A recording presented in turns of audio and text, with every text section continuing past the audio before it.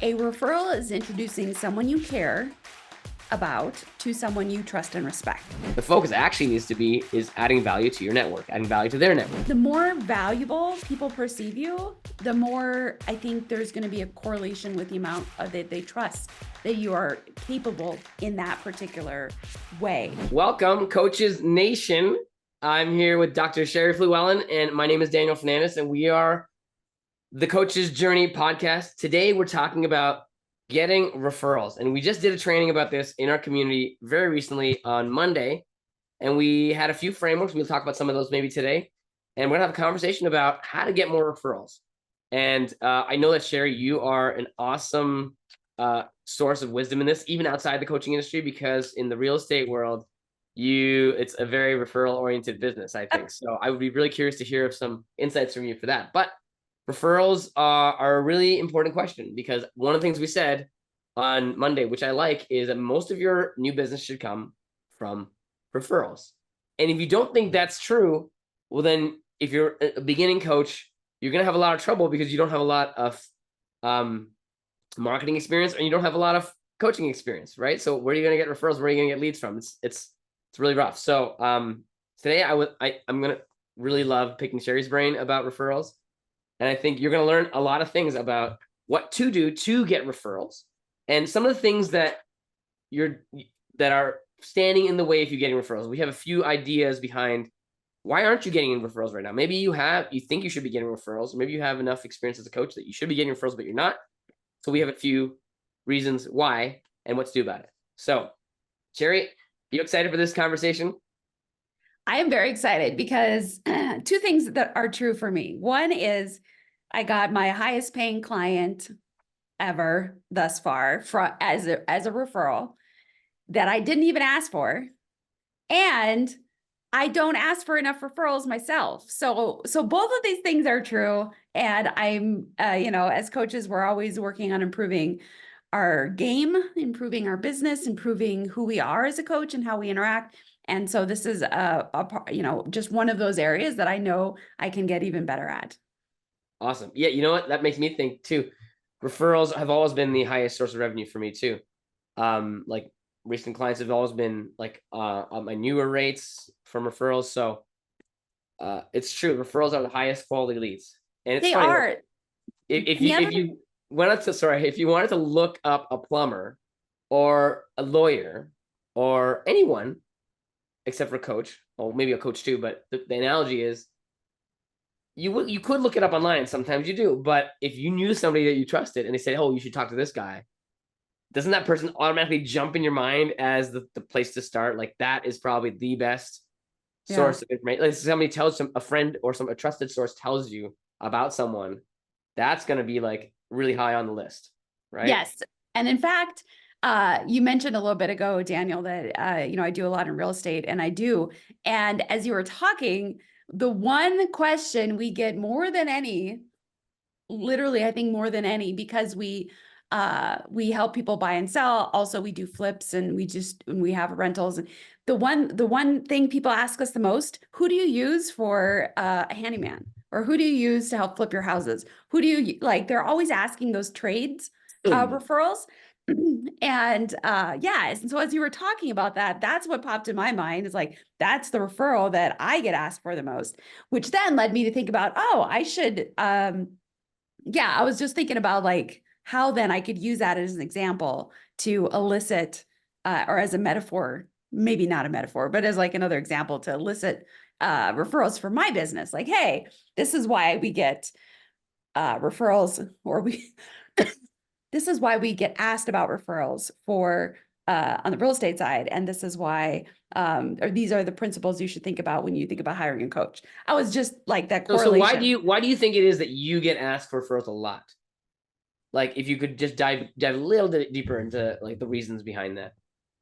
Well, we get asked, I would say the number one reason is because we use those a lot. Just the sheer volume of times that we have to pay somebody to fix a water heater or a furnace, or to get a unit ready to get re-rented. And so because we have done them, have used a lot of people and have had a lot of those situations, we've gone through a lot of them, and we know we know which organizations are fast to respond. We know which ones do a really good job. We know which ones cost the least. And sometimes those three things can all be the same organization or the same company. Sometimes they're not.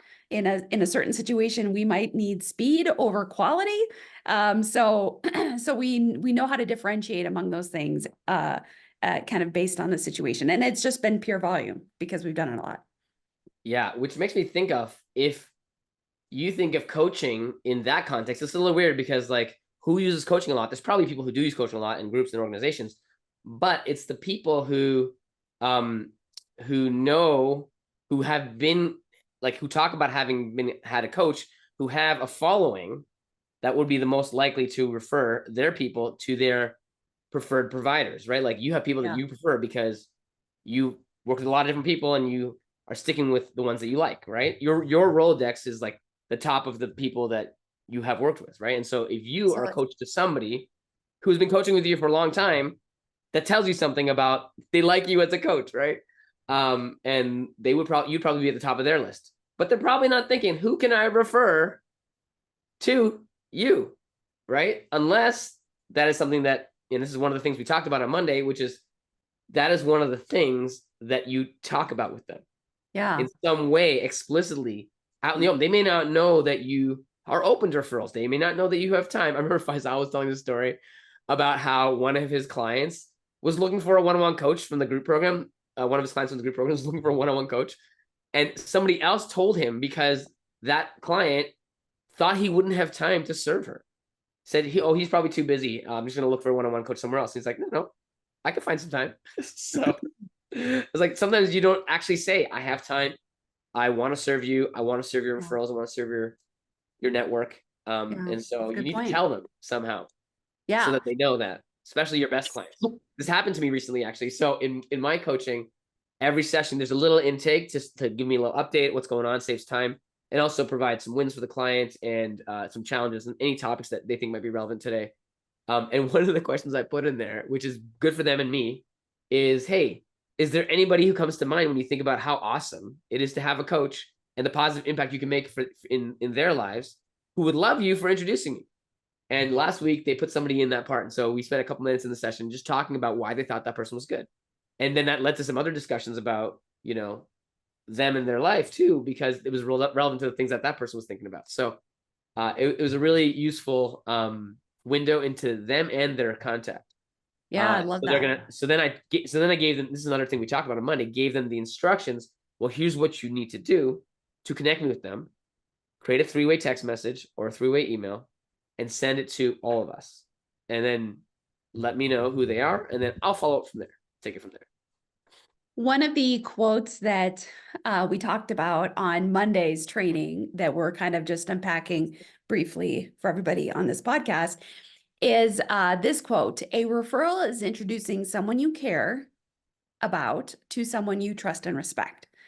And I think that's a really beautiful frame for how to think about referrals, because depending on the person that you're, the audience that you're encouraging to refer to you as a coach, they are going to like, trust, and respect you. Like, that's the more that they trust and respect you, the more likely they or open they are to referring.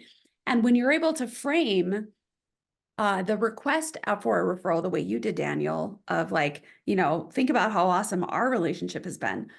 Who would you love to extend that awesomeness to? It then starts to feel like I'm giving a gift to somebody that I truly like by referring them to Daniel, versus the mindset we can have of like a multi-level marketing where it's like all of a sudden you don't want to tell anybody anything because like you feel like, like there's a very different mindset in that type of kind of referral based business that most people don't appreciate. It's gotten a bad rap, and this is not the way the coaching needs to work. And so I think the frame around it is pretty critical. Interesting. MLMs are, I don't consider them a referral based business. I consider them a recruitment based business. because the recruitment is such that you have this tree of people and you take a cut of everybody's cuts. And like, it's not so much a referral as recruitment, because you have to recruit somebody into a business model, which is True. The different way than that recruiting somebody into a relationship, yeah, right? and the way that I think about it as a referral is that, like, for example, if I, I mean, if yes, I, the test, it does require referring people, but yeah, if I hold a Tupperware party, the Tupperware party lady is going to ask me for names and numbers of other people that want to host. And I don't love that. Now, if there's somebody that I know that like is just chomping at the bit because they want some free Tupperware, that's great. But I'm kind of feel like I'm being forced to throw people to this person and have a conversation that I don't think that they want. But when we're talking about coaching, that question of who do you know that would love to yes. have this kind of experience? It's like that we're not trying to be the Tupperware lady. Well, We're if I was the Tupperware lady, I would say it differently. I wouldn't say like, give me all the names and numbers of everybody you know. I would say like, hey, did you have a good time today? If not, like, how could we make it much better? If yes, is there anybody you know that would love this too? And make it super Yep. simple. If Yep. you do, then like, give them the gift, right? It's the same idea. Like any business that is adding value, that is really valuable, has a good experience to the customer process, a good customer experience, it makes sense for you to ask this question in the right frame. Because you can totally ask it in the wrong frame, like, give me your phone, let me get all your contacts and download them and spam your people. No, that's not what you want to do. Even the Tupperware lady, that's a legitimate business in Yeah. theory. Because I don't know much about Tupperware and Tupperware parties, but it sounds like it could be a legitimate business, right? You have a little get together, have some fun, you sell Tupperware. It's just part of the business model. That is not the same as perhaps, well, I guess there's similarities, but it's not the same as an LLM where you recruit people in, and the only way they're going to make money is if people below them make money, and so on. There's a danger there where, and that this is why MLMs tend to be illegal in certain versions of them, because most of the money you make is not from the actual product that you sell; it's from the recruitment. Whereas Yeah. Tupperware, I think, might be different, where you don't make Yeah. money for who you recruit; you make money for sales of the product. So this, Yeah. then we can get to all sorts of craziness around this, but Yeah, we're not going to go down the MLM explanation. Just want to, my point of bringing that up is to bring awareness that yeah, you may have some internal yeah. perspectives and resistance to referrals, and it may have nothing to do with your coaching business. It's just a holdover from these other life experiences you've had. Yeah. And I want to share one of the most powerful reasons that I have heard for cultivating referrals for business. So when we think about, and this is applicable to any business, but thinking about your coaching business, how are you going to get clients? I mean, there's lots of ways to get clients, but most of the ways require you to make an effort of some sort, even if it's ads. You're making an effort with your time or money, and there is a predictable and return that happens, and it's a pretty even return, meaning that if you, and it'll improve over time as you improve, but meaning that like if you spend 10 hours of outreach, you might get one paid client. So, a 10 to 1. Well, with referrals, it's not a linear relationship. The more referrals you get, the more that you cultivate a strategy around referrals, your referrals will refer. And so it's not just a 10 to 1 anymore and it stays that way. It will actually organically grow in your return on the time that you spend cultivating those initial referrals. I mean, it pays dividends. It's like that long-term investing in the stock market or in or in real estate or whatever, where it's compounding. And so for me, was the single biggest motivator and aha for me to be like, oh, that makes sense. This is a compounding return. So I just wanted to share that. I love that, Sherry. It's such a good reminder about the nature of marketing. And so you can market to people who don't know you, which takes a lot of effort and a lot of time, and a lot of copywriting and messaging, and it takes a lot longer to get somebody to become a customer from a business perspective. But with referrals, it's not only is it warmer leads, so it's easier to convert, but a referrer will refer again and again. Mhm. potentially, and those people will refer because they were referred. And if you can multiply that multiplier up higher, you can increase that multiplier higher by becoming a referrer yourself and referring people to the people that you want to refer. So you can use relationship as a tool, as a multiplier. As long as you believe that your coaching is valuable and it makes a difference, then there's no reason why you should be icky about referrals. Yeah, I love that. Okay, so Daniel, let's dive into kind of the three main categories of where we can get referrals. And because this is really important as we talk about these things, as the listener, as you're listening to this, I really want you to think about, okay, what in my life fits into these categories, and who can I reach out to, have some conversations with? Because that's what this whole thing is about. This is about learning to do, not learning to learn. And as we talk about these potential referral sources, we're going to talk about them in order of increasing effectiveness. So the first ones we talk about can be effective, but they may not have as high of a return on that investment ROI as the ones we talk about after that. So Daniel, you want to kind of run through the first kind of general kind of category of source? Okay, well, obviously you start at a wider net, right? And the people who are in your network is that first step. Anybody you know or are connected with, whether it's on LinkedIn or in your life, your family, your friends, your colleagues, everybody you know, that forms your network. And again, if you believe that coaching is valuable, your network can help you get the word out, help you find the right people for you. There might be some people in your network that are potential clients. And so this is where outreach comes in. And a lot of times we are tempted to do outreach to people we don't know, which is way, way harder. And it's a longer term game because you're not gonna have enough experience to really know what you could find. Versus your network is a solid source. And everybody listens to this call knows people. You might not think you know people, but if you just take a moment and list who's all in your family, who's all in your friends, who's all in your work environment, who are the people you've met, who are you connected on LinkedIn, or if you have a social media, who you connected that way, how many Facebook friends do you have? There's a million people that have hundreds, thousands of people in their network, right? Absolutely. So don't underestimate the size of your network first. And secondly, you can leverage your network because that is like level one of getting referred. If somebody says, "Oh, well, now that you ask me, now that I'm thinking about it, I can think of a couple people, or I'll think about it, I'll let you know." And so part of the outreach process is an outreach process, but follow-up process, and also a value add process. You don't necessarily need to reach out to your network and say like, "Hey, I want this, get me this." It's like, actually, your network is relationships across your life, right? And so you can make it valuable for them too. A couple of the specific places for me that I have reached out within my network. One is some local business owners.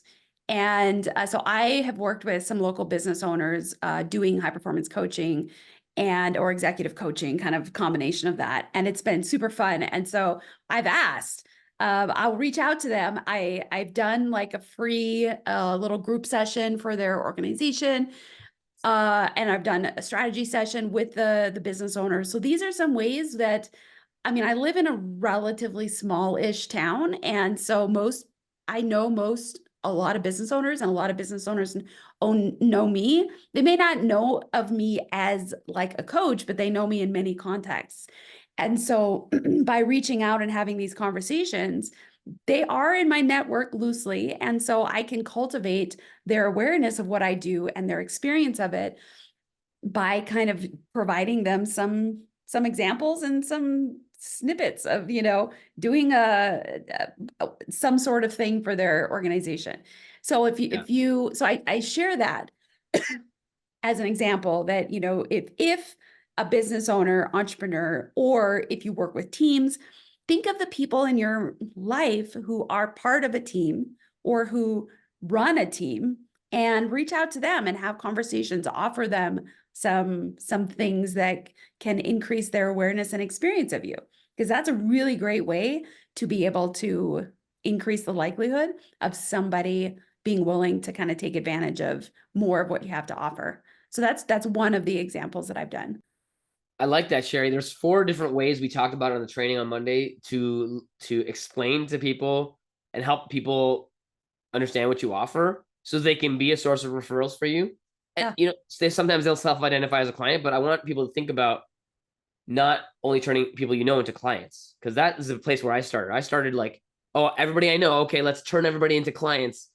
And then that felt really icky over time because like all I was trying to do is turn you into a client.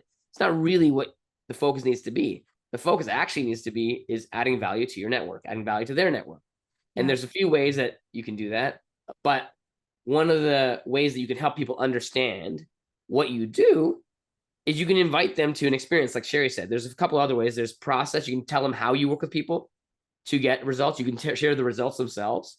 You can also share like metaphors about coaching. Like personal trainer. You have a personal trainer for your body. Nobody has a personal trainer for their mindset. That's a metaphor. It's an example that you can use to help people quickly understand a little bit more about coaching and how you do it as you go outreach to your network. But experience, my favorite one is the experience. Like, hey, one time I gave somebody a group session for their group. I can't even remember how long ago this was, but I think it was like 4 years ago.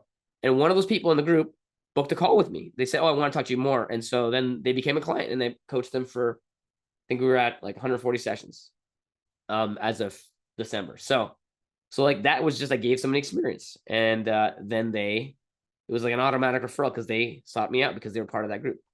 So it was a Absolutely. business owner. So those are different ways to reach out to your network. Absolutely. Another quick example is because I'm in the real estate space, I have a connection with a number of different organizations and a brokerage that my husband and I are part of. And so through the brokerage, which is an international brokerage, there are opportunities to provide trainings and whatnot to all of the different agents and brokers under the brokerage. And so I met with the head of marketer or whatever and explained, hey, this is what I could have to offer as far as doing an ongoing high performance related real estate specific training or mastermind coaching hour, really is what it is, a couple times a month. And they're like, that sounds amazing. You're unique in our organization. Like, we don't have a psychologist realtor. And so that's been a way that I've been able to use a couple of the connections in my existing network, and I'm increasing the awareness in the larger network of who I am, what I do, how I'm unique, what I'm capable of. And so that is a really specific and unique way that I have continued to harness my network. And so as you're thinking about for yourself, you have organizations that you're a part of. They might be past jobs. You might be you might have like a trade organization if you're doing coaching part-time, that you have a full-time job and you've got a network there, or maybe you've transitioned into coaching and you still have connections to your previous life, previous types of work, or you've got an after school community that you're connected with because of your kids. Like, there's so many different networks that we have, religious networks. So these are fantastic opportunities to connect with somebody, to see if you can serve that network in a way that increases your visibility. And also adds value. I think that's the implication of what you're saying. You're adding value. Remember, it's a little bit icky to try and sell people and stuff. So just add value, make it valuable, and remember how valuable it is. Because sometimes we just forget that like going to our network is actually trying to help people. That's really what it is. If you don't believe that, then you got to really think hard about your frame of mind. Yes. So let's go to the next. Okay, go ahead. So let me add one more thing. One more thing I've done that I think is it's relatively easy to do, although there can be a lot of anxiety around this, is getting on people's podcasts and that sort of thing, because that's a way that if you can connect with somebody, you're growing your network, because their network now becomes your network, and you have an opportunity to increase your visibility there and make an offer like, hey, I provided this value during this podcast. If you want to continue the conversation, here's how to contact me, here's how to reach me. And it's a beautiful opportunity. I love that, Sherry. Okay, so we talked about your network. Now, as a coach, the next level up is anybody you've given any kind of coaching to, whether it's a group session or a discovery call, strategy call, maybe people who haven't signed up with you as a client, but people that you served as a coach in that role. And so this is like a warmer set of leads. These are people who already have had the experience. And so these are people who are way more ready to refer you. Like with your network, it might take some time to have them understand through through using metaphors or through sharing results or sharing your process or sharing an experience with them. You might turn them into people you serve. But as you turn people into people that you serve, you're going to have a growing number of people in that category. And that's really the next category up, is those people you serve can be, and we've kind of touched on this already. Yeah. Those can be a really powerful source of referrals. And for example, I had a client who coached with me for, I want to say 2.5 years or so. And out of the blue, a few months ago, she said, like, hey, I've been thinking about this person just who would be an amazing client for you. And who really, like, I think you'd be an amazing coach for. And so I had a call and it turned into a client. And that was just, I didn't even ask, but they had the experience. They had been thinking about it. But imagine if I had been asking, how much sooner those referrals would have happened. Yeah. And so I was having a conversation with this referrer recently. And I said, hey, by the way, thank you for that referral. And I had sent them a gift in the mail too after the referral. But I said, thank you for the referral. By the way, I do appreciate that. And I would love more referrals if I could add more value to your network. And if it would be valuable to you, I'm happy to do some sort of affiliate commission if I get a client who signs up with me. And we can work out the details of what that might look like. Usually I just give it to the client as a value add to their network instead of to the referrer, but we can work that out. This is a conversation that needs to be had, because I don't have a specific process on. I don't always love giving kickbacks because sometimes that can pollute the referral, but in this case, I thought it was going to be appropriate. So Yeah. Yeah, that's great. Which also kind of demonstrates the third level of, or the third category of potential referrals. And that is your current and past clients. oh I yeah, I think jumped the gun. I gave you an example from category I 3. know that's totally okay, because they really bleed into each other, and I was giving some They examples do. of my network, when the network turns into being able to serve them as a coach, even though they're not my paying client yet. They really do bleed all into each other. And I think it's important to just, I guess, to break the myth, because, and maybe this is just my own myth, but when I started coaching, I assumed that there's no way that somebody would refer to me unless they were my client. But I hope you're starting, if that also was your belief, I hope you're starting to realize that that doesn't have to be the case. And in fact, I remember, this is not my experience, this was Faisal's experience, and Faisal is one of our co-hosts here in the Coaching Journey podcast. I remember him saying that he he served somebody in his network with a strategy session. And strategy session went well, Mhm. but he did not sign up. And yet he has referred multiple people to Faisal as paying clients now, even though the person that referred said no.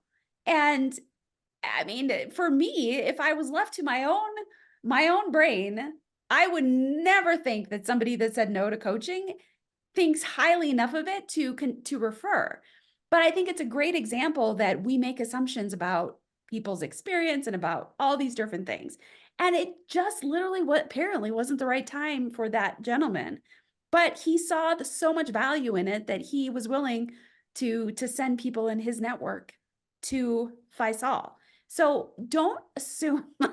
We can make a lot of assumptions. And I if there's one thing that I hope this podcast can do, it's to help you increase your perspective of where referrals can come from, and don't write people off. That's such a valuable point, Sherry. Through those different levels, like your network, people you've served who haven't become clients, and people who are your clients who are the warmest to you, there's an increasing level of referability there, I think, to each category. But anybody on any level can refer, right? Absolutely. Somebody who just got to know you is like, oh, I know somebody who's actually looking for somebody just like you. Let me just get you in touch. That can happen. So don't discount it. And people who said no, they may refer you, but you may need to follow up. You may need to explicitly ask for it. You may need to continue the conversation. And I'm just pointing a finger at myself right now, because I have so many people who've had strategy sessions and discovery sessions over the years who I really didn't follow up much. Yeah. And so now I'm thinking about like, if I just go back to my history of discovery sessions, it's like hundreds of people in there that like I've had discovery sessions, some of whom became clients, some of who didn't. For the people who didn't, I do not have a really good referral follow-up system there that I could probably do. Like, honestly, my next $1 million is probably going to come from all those people. If that's all I focused on was just the, I'm going to call it probably multiple hundreds of people who had a discovery session and didn't sign up, I probably could serve a lot of their people. And not even then, like they might sign up, but like they probably have a lot of people now that they understand what I did. They probably still remember that conversation. And I can, I'll send them an email after so I can reply to them. Hey, I found this. I found your name. I was thinking about you. Whatever the reason is like, hey, want to have a quick connection call? See how you're doing? Yeah, I mean, like my mistake was not continuing to build that relationship. And I guess you just get overwhelmed as a coach and you don't realize how important this is early on. And now that I've experienced, I'm like, I wish I had a system 10 years ago, or at least 5 years ago when I got serious as a coach, maybe 6 years ago, something like So that. when is the best time to start a system? Today. 20 years ago, 20 years 10 ago. years ago, but second best time is today. Yeah, actually, I was thinking the second best time is like 19 and a half years ago. Like, what? There's like, why wait that long? So, but I get the point of the saying. 19 years, 364 days ago is the second best time. No. Okay. So that was good. I wanted to make sure we get in before we have to finish up the podcast, Sherry. The reasons why you're not getting enough referrals, like why I'm not getting enough referrals, why anybody who's listening to this might not be getting enough referrals. Yeah. So if you're not getting referrals, or if most of your business isn't coming from referrals, which actually means that if you're getting business, it's coming from cold outreach, which is actually still pretty amazing. But if you don't know how most of your business is going to come from referrals, or you think you're not getting enough referrals based on your current business level, there's a few reasons why that might be the case. So do you want to go through the 4 things with us, Sherry? Yeah, I think that would be great. And when we have these conversations with people about referrals, a lot of times we heard, yeah, but I'm trying. I've already asked for referrals. So if you're thinking that as you're listening to this, you're like, but I'm doing it and it's still not working. Here are First, some good things. for you. Celebrate you for that effort. Yes. And there's an opportunity to tweak some things and to continue to grow yourself so that your referrals can be more bountiful. So first of all is you just might not be creating enough trust in the process. And so, and that could be trust in, we've talked about some examples about serving a community, maybe at a larger scale, or serving an individual, or providing value or content, or however that might look. Is like the more valuable people perceive you, the more I think there's going to be a correlation with the amount that they trust that you are capable in that particular way. And so you might what you're doing may not be hitting enough for people to build that trust in you. I want to just talk about this word trust for a second, because trust comes in many forms. And I learned this working at General Motors back in my other career, where somebody said something to somebody is like, I don't trust them. I'm like, wait, what do you mean you don't trust them? And they said, like, I mean, I trust them as a human. I just don't trust they're going to be able to do what they just said. I was like, oh, that's interesting. Because trust has multiple dimensions. It can be a personal trust. It can be professional trust. Is this person reliable? Does this person have integrity? These are all different questions. Does this person have credibility? Yeah. And in the coaching world, it's like, is there visibility? Are they committed to coaching? Like, there's so many different layers and levels and dimensions of trust. So you might not be creating enough trust, not just about who you are, but about all these dimensions of trust. So that could be a big factor. Like if somebody I talk to, they're like, yeah, he talked to me, but I'm not sure he's actually going to show up for my client. I don't know that he's really doing this. There's so many levels of this. And so for someone like me who doesn't have a social media presence right now, I could have that trust issue for sure. So the people who are going to be the best referrers are just going to be the ones obviously at the top of the warmth, curve, which is like clients. But if I want to get more outreach to my network, they might need to see that I'm active as a coach. And so that's something that I can work on. Absolutely. Thank you for expounding on that. Because trust is a very big word. Yeah. Another one is maybe just haven't coached enough people. So if you have coached Yeah. 3 people and you're looking to have a full-time sustainable business as a coach, y- that's probably not realistic. So, and so uh, there's this interesting mindset that I've seen, and I've kind of wavered even myself on how this looks, but a beginner coach or somebody that maybe they've even been doing it a while, but they just haven't, their business is not where they want it to be. Sometimes they'll be like, yeah, but I've been doing this a while, or they think they're really good. And so they deserve to be paid well for it. Like there's this entitlement, or, like I should be able to charge this amount.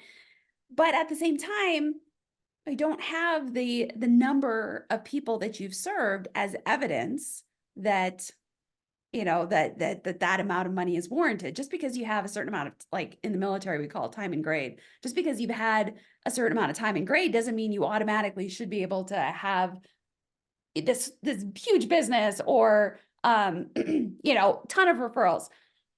It's really dependent on how many people you serve. And the reason I bring this up is because sometimes the best strategy is to offer free stuff, or to offer a low cost something or other, because that will get you the experience. That will get you the number of clients that you've served to be able to start building that referral like loop. So if you've only got 2 people because you must make $100,000 per person, it's going to be hard to build that referral, because you need a bank of people that you've served that can testify to your capacity and ability to be able to really grow that referral. So I don't know how that will look in your business as you're listening to this, depending on how long you've been in it, depending on how many people you've served.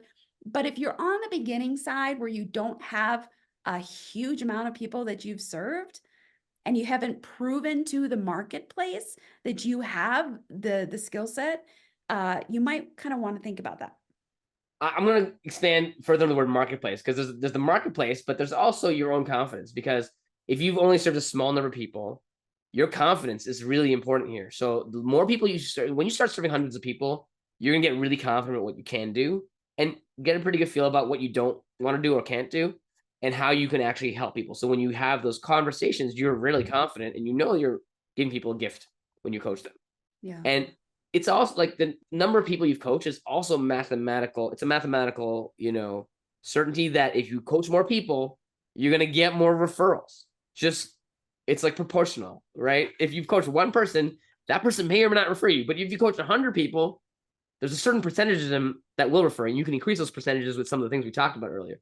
Mm-hmm. But it's both numerical and confidence, right? And proof of your value in the marketplace, it's kind of goes into our third point, Sherry, which is the focus on value and service, right? The market may or may not care about your service if it doesn't feel valuable. And what that means is if people don't find it valuable, they won't buy it, right?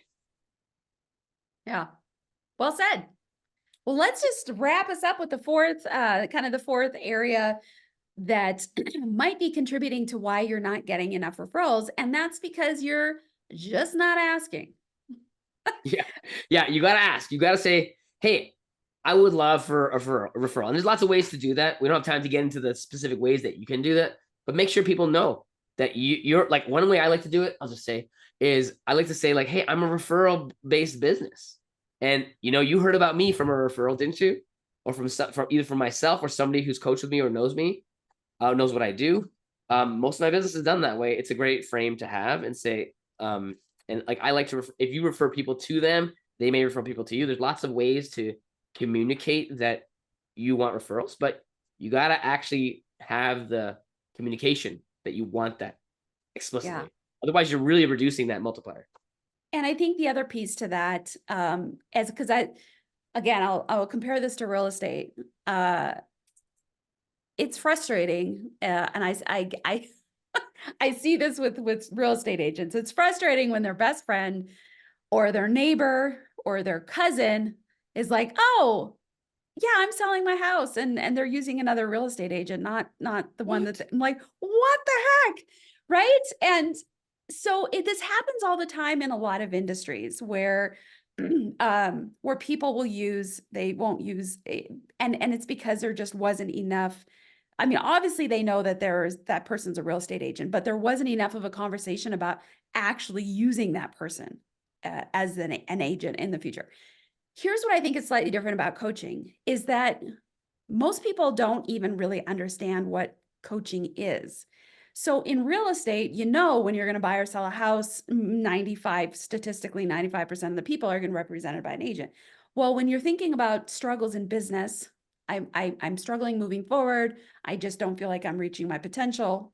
However, the person is thinking, they're not automatically going to be like, well, of course I need a coach.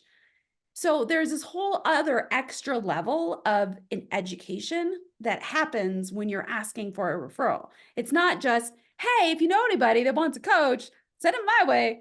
It's this whole other layer of complexity about like, what are the problems, the challenges, the barriers that the person that you're asking for a referral from, what are they going to see in other people in their network that might be an indicator that they would get value from a coach? So there's a whole nother level of complexity.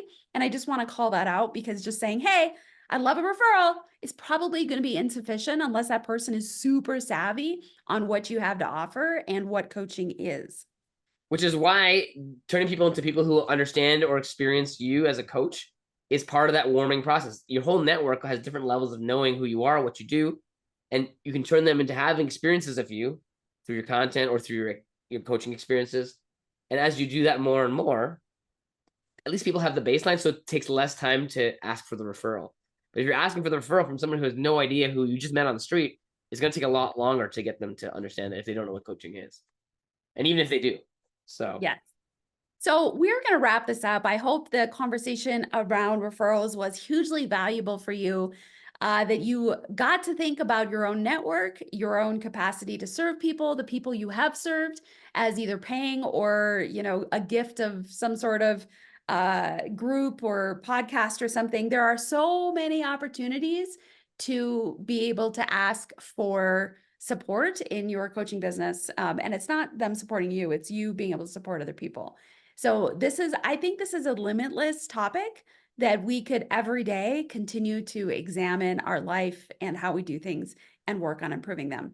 And if something specific resonated with you and you implement it and you get some success and results, which we expect you will, we would love to hear about it. These are the things that feed our soul with the Coach's Journey podcast and the Coaching Mastery community, which is the community that supports and hosts this podcast.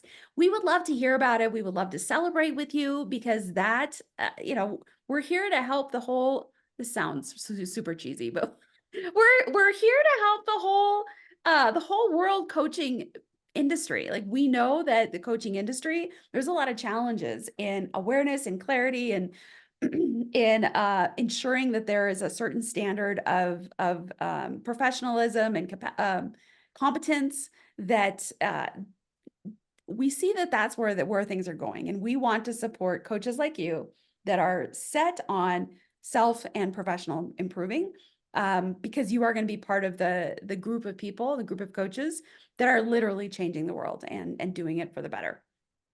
thank you for being a coach. That's what we care about. We care about supporting you. So well said, Sherry. And with that, thank you for joining us on the Coach's Journey podcast. We'll see you next time. Bye.